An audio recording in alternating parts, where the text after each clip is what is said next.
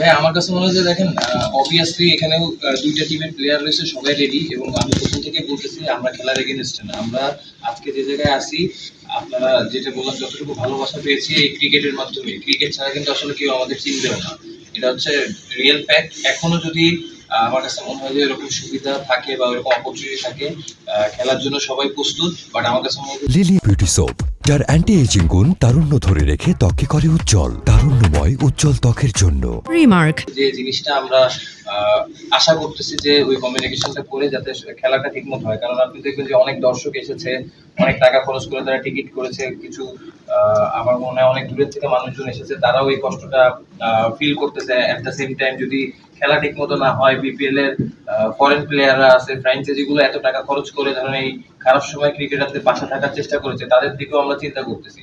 তো সবকিছু মিলাই আমার কাছে মনে হয় যে কালকে রাতের থেকে সবাই আমরা পজিটিভ ছিলাম। এখনো কিন্তু দুই টিমের প্লেয়াররা আছে যারা খেলার জন্য প্রস্তুত। এবং এই জিনিসটা আমার কাছে মনে হয় যে আরেকটু স্মুথলি করলে জিনিসটা সময় মতো খেলা মাঠে যেত। এবং অ্যাট দ্য সেম টাইম আমি যেটা বললাম যে ভাই প্রথম থেকে বলতে খেলার এগেনস্টে কেউ না, খেলা ছাড়া আসলে আমাদের অন্য কিছু করার কিছু নাই। তো বিসিবির কাছে এটা রিকোয়েস্ট করবো যত তাড়াতাড়ি এই জিনিসটা সলিউশন করে যাতে মাঠে ঠিকমতো খেলা। লিলি বিউটি সোপ, যার অ্যান্টি এজিং গুণ তারুণ্য ধরে রেখে ত্বককে করে উজ্জ্বল। তারুণ্যময় উজ্জ্বল ত্বকের জন্য। রিমার্ক।